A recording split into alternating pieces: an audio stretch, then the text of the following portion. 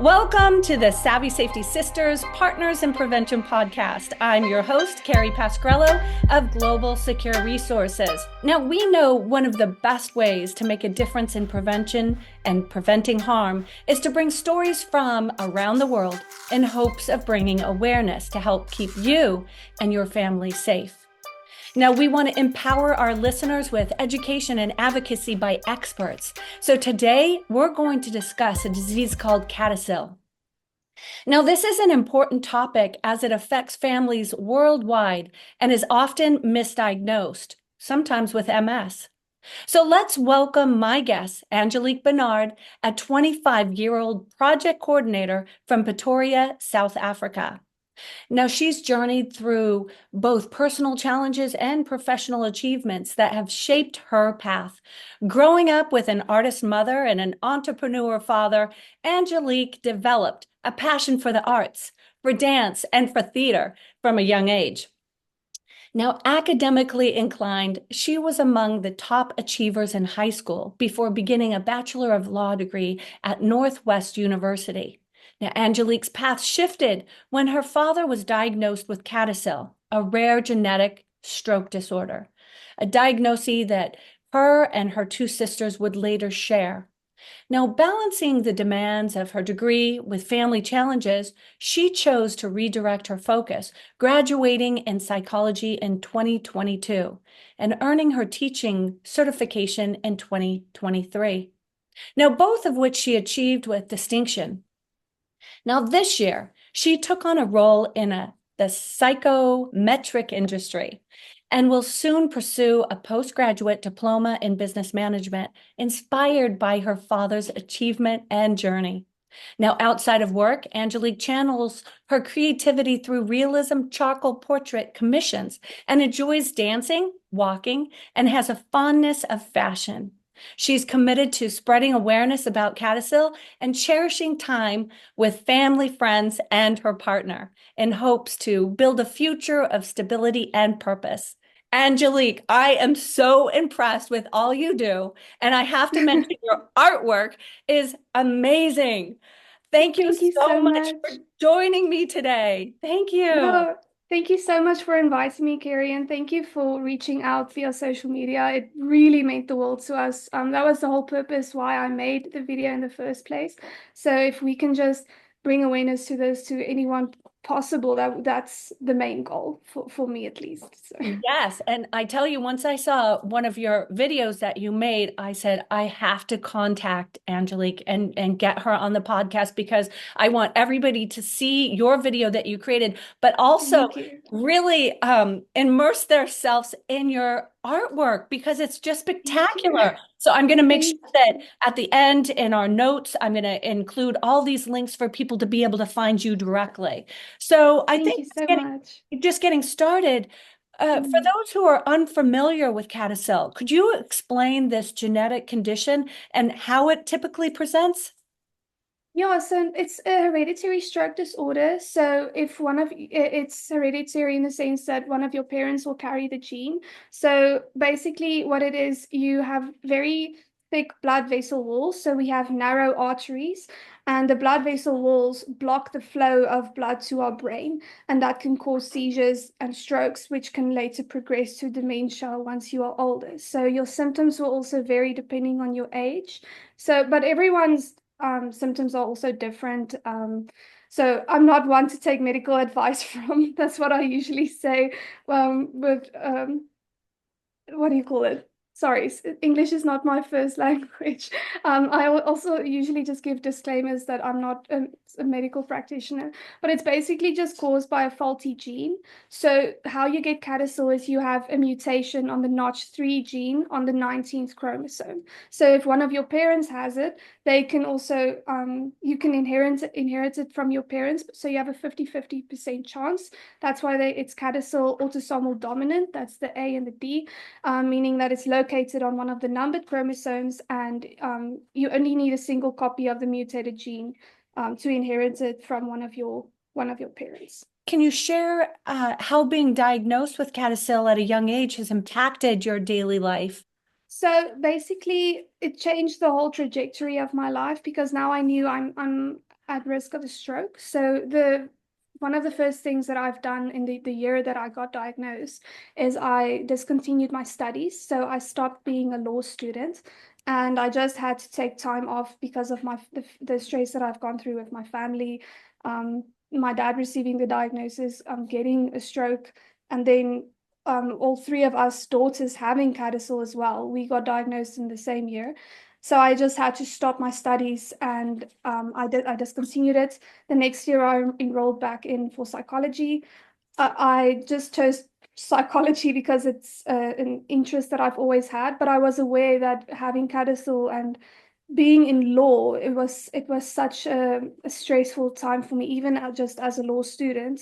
So I changed my career path. I'm also very aware of the fact that if I do have children one day, they might have CADASIL. So that's also something in the back of my mind I need to think about. Like, if I do want children with my partner one day, what are we going to do? Are we fine with having that 50-50% chance? Also, IVF is very, very expensive. Surrogacy is very expensive. But there are tons of risks that come with CADASIL as well. So obviously we can't smoke or drink. At least I was never a smoker. I've also never drank anything before. So, but that's also something you need to be mindful of, especially as a young person. At least I found out at a young age. So I'm not doing anything stupid, or if I can say it like that. I'm very aware of the time that we do have here on Earth. So yeah, it's just you need to balance the stress because of CADASIL. I didn't explain it fully in the first question. So it relates to your brain. So it's an artery disease, but the issues that you can develop is lesions in your white matter. So you can have tissue loss in the brain. So that's what infarcts means. So you can have tissue loss in the brain caused by the lack of blood flow, because of the thick blood vessel walls that we have. And these lesions in the white matter brain, that's what they call leukoencephalopathy, and that is the L in CADASIL. So if you break CADASIL down, it is cerebral, relating to the brain, autosomal, which is the chromosome on which it is, dominant being you inherited from your parents, one of your parents, arteriopathy, meaning it's the arteries, your blood vessels that carry away from the heart. Subcortical is just the specific areas of your brain supplied by deep, small blood vessels. Infarct is a tissue loss in the brain caused by lack of blood flow, and that can affect your circulation as well. And then leukoencephalopathy is the lesions. So that's just explaining CADASIL Yeah. word for word for people to completely understand what this disorder entails, because it's difficult and you have to educate yourself. I still go back to my notes if I have to explain it to someone. Right. That's so interesting how, and it makes it a lot easier to understand it when you're explaining all those different parts to it. And Yeah, I love the fact that you kind of look at the whole picture and then you have changed your future plans with like thinking yeah, of different career, reducing your absolutely. stress, being able to focus on family, being able to focus on keeping your body healthy and well, Yes, absolutely. choosing some really smart paths with no alcohol, no Mm. smoking, these things that will actually benefit your whole body in this Yeah, whole process. And then the psychology part, because really in life is stressful enough, right? And to yeah, be able to look at it from, being, in that field, I think is yeah, yeah. helpful. I just, Oh, I, absolutely. Yeah, definitely. The diagnosis definitely steered me towards psychology because I was going through a rough patch. And that just, it made sense at the time. And I really enjoyed my psychology degree when I studied it as well. right. No, I think it was a good call for me. Yeah, I mean, that's such empowerment. You're just really taking the lead in everything, everywhere you're going by focusing on your mind and your body. I just love that. So very, very encouraging. Now, I Thank have a you. question for you about Mm. misconceptions. So, what are some Yes. misconceptions or challenges that you encounter when you're explaining CADASIL to others? And what do you wish other people knew or understood better Mm. about CADASIL? So I would say the most misconceptions or the most challenges that I've experienced, as well as like my sisters and my dad, would be the lack of knowledge in the medical field, which is concerning to say the least. I've gone to doctors where I've had to explain my disorder to them. They wouldn't know anything about it, or they wouldn't maybe take it as seriously because they've never heard about it. So the biggest challenge is just explaining to someone what it means, especially a medical practitioner, and letting them be able to help me with the proper care and treatment and medication, because there are certain meds that we can't do, like for example aspirin, or certain medical procedures we can't have because of having CADASIL and being a stroke risk. So it's more so about the fact that people in the medical field don't know too much about it. That's where I've had my most challenges. Right. That's a common theme that I've heard from a number of people with CADASIL is, first Yes. of all, when they're first diagnosed, the majority of their doctors have never heard of it. And No, so no. being able to bring awareness to everybody, whether in the medical field or families and friends, this is such an important place to start, right? Yeah, Letting people know absolutely. about CADASIL, what it is, how it presents, and how often it's misdiagnosed. Yeah, So, like our dad was also misdiagnosed. So he was misdiagnosed with multiple sclerosis. Then he was misdiagnosed with ALS before they even got to CADASIL. Eventually they got to CADASIL. And that's when we finally got the diagnosis. But it took a lot of trial and error um, from their side just to get to an answer. right. And how long was he misdiagnosed? Like how long until they went from MS to Mm. So I ALS? wouldn't say it was too So, long. It was probably, I dissociated so much during that time. I feel like my mom would know better in terms of the time frame. I would probably say in the span of 2 months, 2 to 3 months, that we were not sure and not aware of what was going on. right. Yeah. Yeah, and that's a difficult place to be. And that's why it's so important Yeah. for even the average person to know, because once you go in, let's say you are having migraines, you're having these Yes. symptoms, and then they are trying to diagnose you, just Mm. throwing in, can you check CADASIL? Can you check these other things if they say Yeah. ALS or MS? Yes, yes.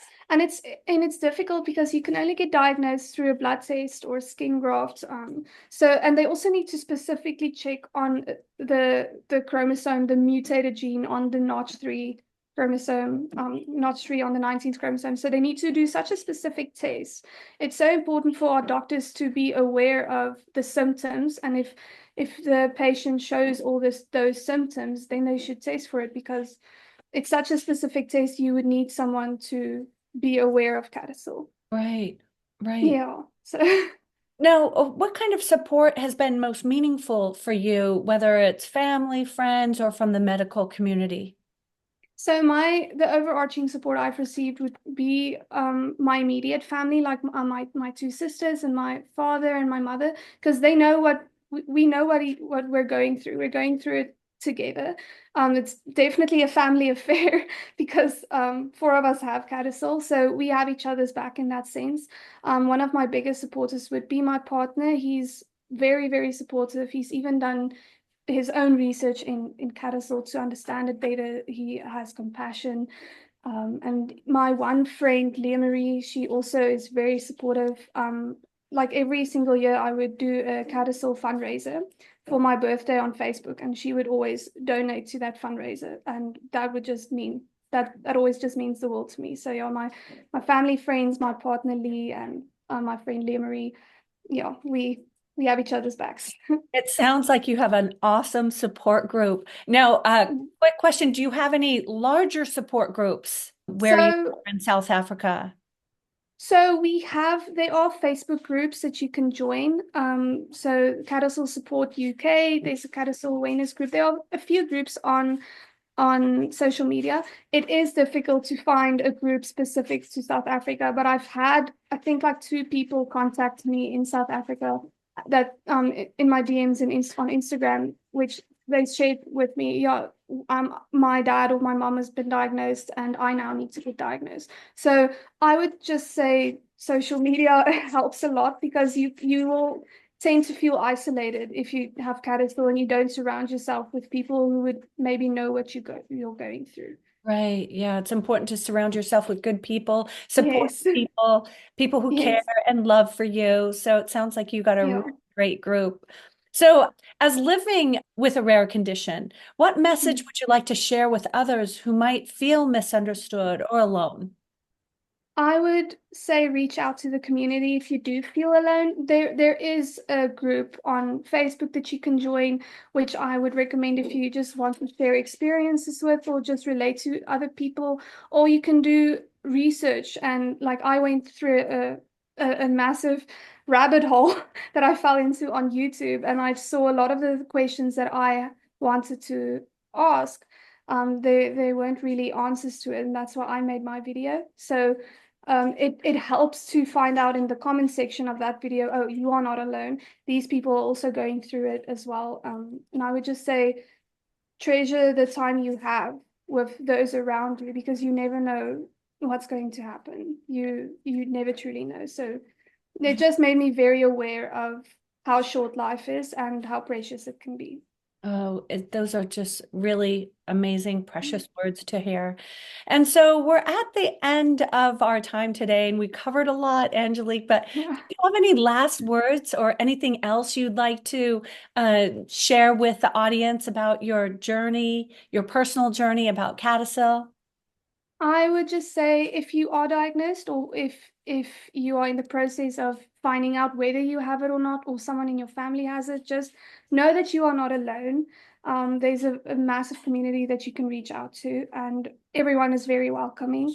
And yeah, just hang out with your friends and enjoy your life. So don't allow the disorder or this label, don't allow it to keep you back from actually living your life. So you can be mindful, but don't allow it to regulate and control your life.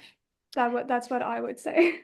Those are amazing words. Yeah. So thank you so much for helping me bring awareness to CADASIL through this podcast. And Thank you, currently there Gary. are no cures for CADASIL, but No.